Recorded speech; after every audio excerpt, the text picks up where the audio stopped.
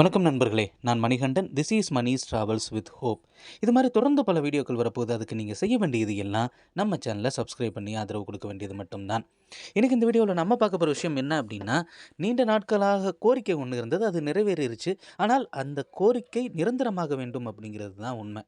என்ன கோரிக்கை அப்படின்னா, தஞ்சாவூர்லேருந்து பழனிக்கு ரயில் வேணும் அப்படிங்கிற கோரிக்கை நிறைவேறிச்சு. எலெக்ஷனை முன்னிட்டு, தேர்தலை முன்னிட்டு சென்னை எக்மோரில் இருந்து கிளம்பி தஞ்சாவூர் கும்பகோணம் வழியாக திருச்சி வந்து அங்கிருந்து திண்டுக்கல் பழனி வழியாக கோயம்புத்தூருக்கு சிறப்பு ரயிலானது இயக்கப்பட்டது.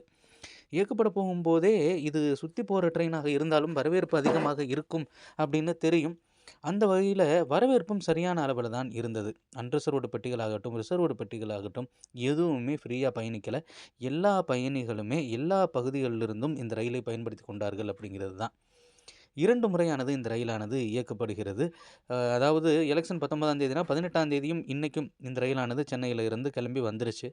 அதே மாதிரி ரிட்டன் டைரக்ஷனில் 19 மற்றும் 21 இன்றைக்கி நைட்டு இந்த ட்ரெயினானது கிளம்பி போகுது கோயம்புத்தூரில் இருந்து. ஒரு கேள்வி என்ன அப்படின்னா, கோயம்புத்தூர்ல இருந்து சென்னை எக்மோருக்கு இப்படி சுற்றி போகிற ட்ரெயினில் மக்களினுடைய ஆதரவு எப்படி இருக்கும் அப்படின்னு நிச்சயமாக அதற்கு ரிசல்ட் அப்படிங்கிறது இருந்தது.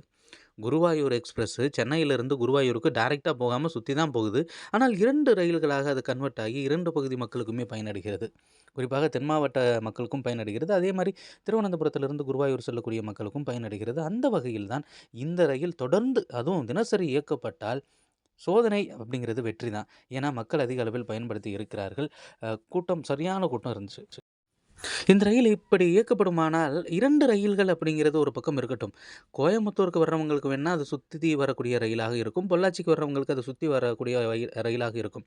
ஆனால் உடுமலைப்பேட்டை பழனியிலிருந்து எடுத்துக்கிட்டிங்கனாலே பழனியிலிருந்து சென்னை எக்மோருக்கு போகிறவங்க நிச்சயமாக இந்த ரயிலை பயன்படுத்தி கொள்ள முடியும்.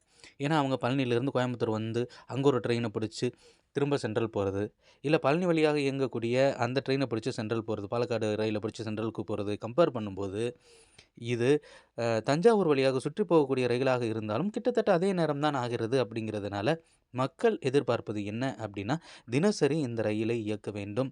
இயக்கினால் தஞ்சாவூர் பழனி மக்கள் பயனடைவார்கள். கும்பகோணம் இந்த பகுதிகளிலிருந்து பழனிக்கு வரணும் அப்படின்னாலும் நல்ல கனெக்ஷன் அப்படிங்கிறது இருக்குது. அது மட்டும் இல்லாமல் சென்னை எக்மோருக்கு டைரெக்டாக பழனியில் இருந்து ஒரு ரயிலானது கிடைக்கிறது.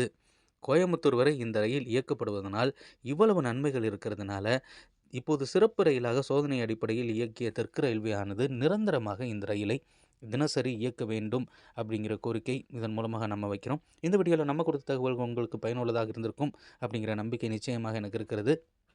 இந்த தகவல்கள் நம்முடைய நண்பர்களையும் சென்று சேர வேண்டும். அதற்காக நீங்கள் செய்ய வேண்டியது எல்லாம் இந்த வீடியோவை ஷேர் பண்ண வேண்டியது தான். அடுத்த ஒரு வீடியோவில் மீட் பண்ணுவோம். அது வரைக்கும் நன்றி, வணக்கம்.